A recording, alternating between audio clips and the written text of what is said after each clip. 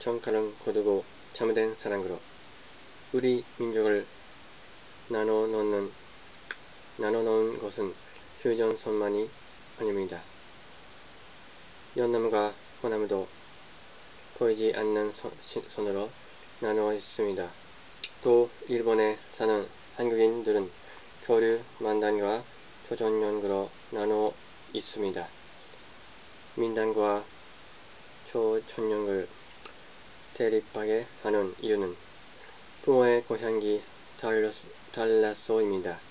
그런데 부모의 고향이 어디인지 잡은 적도 없는 2세, 3세들까지 부모가 구워 넣은 손 안에 웅크리고 삽니다.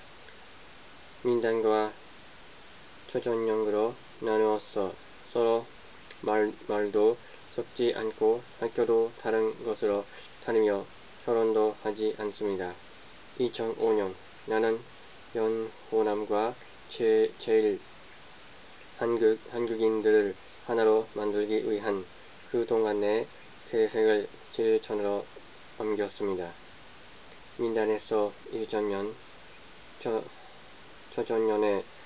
조선연에서 1,000명의 동포를 서울로 조정해서 연남인 1,000명, 호남인 1,000명과 자매 결혼을 맺었습니다.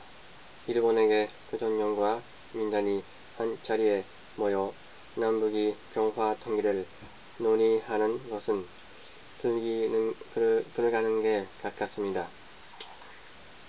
어려운 일을 해낸 만큼 연호남 민단과 조선연의 한 자리에 앉아서를 보응하는 광경은 그야말로 감격스러웠습니다. 그때 서울을 처음 찾았던 조선연 간부는 돌아가신 아버지의 고향이 어딘지도 확실히 모른 채 냉전 구도에 대리전을 치르며 살아온 세월이 참으로 안타깝다고 말하며 주저앉아 통곡했습니다. 그동안 부질없는 마음의 분단선을 걷고 살아온 것이 못내 부끄럽다고도 했습니다. 한반도의 분단과 대립을 제대로 이해하려면 과거와 현재와 미래를 통틀어 바라볼 줄 알아야 합니다. 모든 시간에는 불의가 있는 법입니다. 한반도의 분단은 선과 악의 마저 세우는 선악투쟁기 역사가 만들어낸 것입니다. 6.25 분단이 일어나자 북한을 돕기 위해 소련과 중공을 비롯한 공산권 국가들이 선동원되었습니다. 남한도 마찬가지요. 미국을 비롯한 16개 나라에서 군대를 파견했고 위로반을 파견한 나라가 5개국, 전쟁 물자를 지원해준 나라가 20개국이나 됩니다. 세계 역사상 이렇게 많은 나라가 참전한 전쟁은 없습니다. 한국이라는 조그만 나라에서 벌어진 전쟁에 전 세계 인류가 동참한 것은 한국 전쟁이 공산주의 세력과 자유주의 세력의 대리전이었기 때문입니다. 어찌 보면 우리나라가 세계의 대표가 되어 선과 악의 싸움을 치열하게 치러낸 것입니다. 워싱턴 타임스를 장관한 지 10년째 되던 1992년 알렉산더 헤이그 미국 국무장관이 기념식에 참석해서 축사를 하던 중 뜻밖의 이야기를 했습니다. 저는 한국전쟁 참전용사입니다. 지휘관이었던 저는 훈남 공격을 맡아 목숨을 걸고 영광격을 펼쳤습니다. 문 총재께서 공산당에게 잡혀 훈남 감옥에 계시다가 그날의 공격으로 해방되었었던 말씀을 듣고 감히가 남달랐습니다. 아무도 문 존재님을 구하려고 제가 그곳에 갔던 모양입니다. 이제는 반대로 문 존재님께서 미국을 구하려고 이곳에 와 계십니다. 워싱턴 타임스는 좌파 언론이 여론을 주도하는 워싱턴에서 균형 잡힌 역사관을 갖고 앞으로 나갈 방향을 일러줘 미국인의 생명을 구하는 신문입니다. 이번에도 확인했듯 역사에는 우연이란 존재하지 않는 것입니다. 한때 우리 사회에서는 6.25 동란 당시 유엔군을 회피했던 메가도 장군의 통상을 절거하자는 주장이었습니다. 만일 유엔군이 참전하지 않았다면 남북이 지금처럼 분단되지 않았을 것이라는 것이 유지였죠. 나는 이 이야기를 듣고 참으로 놀랐습니다. 그런 주장은 북한 공산당의 입장에서만 할 수 있는 겁니다. 이렇게 세계적인 희생을 치렀는데도 아직 한반도의 통일은 오지 않았습니다.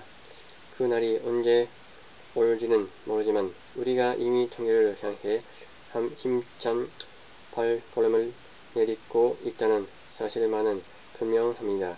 통일로 향해 가는 길목엔 장벽이 너무 많습니다. 첩첩이 막힌 장벽을 하나하나 허물며 나아가야 합니다. 시간이 오래 걸리고 힘이 들어도 엄넉한 걸 헤엄쳐서 건너가는 정신을 참고 견디면 통일은 반드시 옵니다. 동유럽 국가들 가운데 가장 마지막까지 버티던 루마니아의 공산 정권이 1989년 말 유월 민중 봉기에 의해 무너졌습니다. 정권이 붕괴되자마자 24년 동안 루마니아를 통치했던 니콜라이 차우셰스쿠는 그의 아내와 함께 처형되었지요. 그는 자신의 정책에 반대하는 사람들은 무참하게 확실하던 잔인한 독재자였습니다. 어느 나라든지 독재자 점점 더 강화되는 이유 중에 하나는 정권을 잃을 경우 생명까지 우대로울 수 있다는 공포심입니다. 어떠한 경우에도 자신의 목숨을 보존할 수 있다는 확신만 있다면 그렇게까지 막다른 길로 치닫지 않을 것입니다. 우리나라도 머지않은 미래에 어떠한 방식으로든지 통일을 이룰 것입니다. 따라서 정치인들대로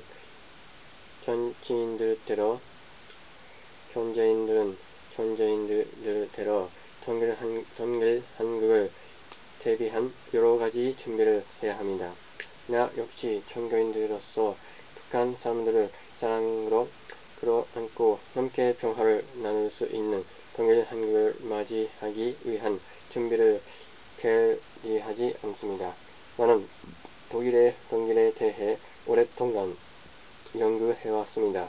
전 한 방 쓰지 않고 피 한 방울 흘리지 않으면서 통일할 수 없었던 이유에 대해 당시 통일을 주도했던 사람들의 경험을 들으며 우리에게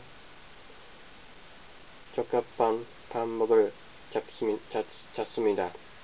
그 결과 평화 통일을 할 수 있었던 때에는 동독의 권력자들에게 통일이 되더라도 생명이 위험하지 않다라는 믿음을 심어준 것이 주호했다는 사실을 알았습니다.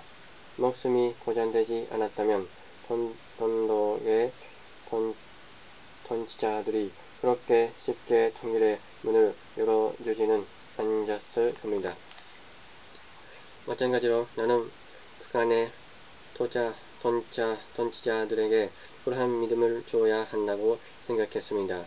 얼마 전 일본에서 출간된 북한을 소재로 한 소설에는 차이세스크가 저형당하는 비디오를 수십 번씩 돌려보며 우리가 정권을 잃으면 저렇게 된다. 저대로 정권을 잃어서는 안 된다고 절규하는 북한 통치자들의 모습이 등장합니다.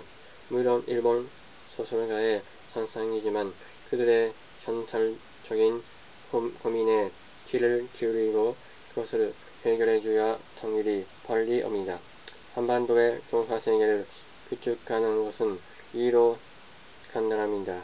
남한이 북한을 완전히 이해할 때 북한은 삶을 걸지 않고 한반도에는 표준도 평화가 찾아옵니다.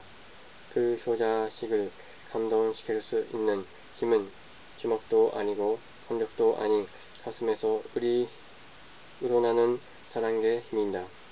북한에 쌀을 주고 비료를 주는 것보다 사랑을 주는 것이 중요합니다. 사랑하는 마음으로 진정을 다해 북한은 생각하고 위할 때만 북한도 마음을 연다는 사실을 잊지 말아야 합니다.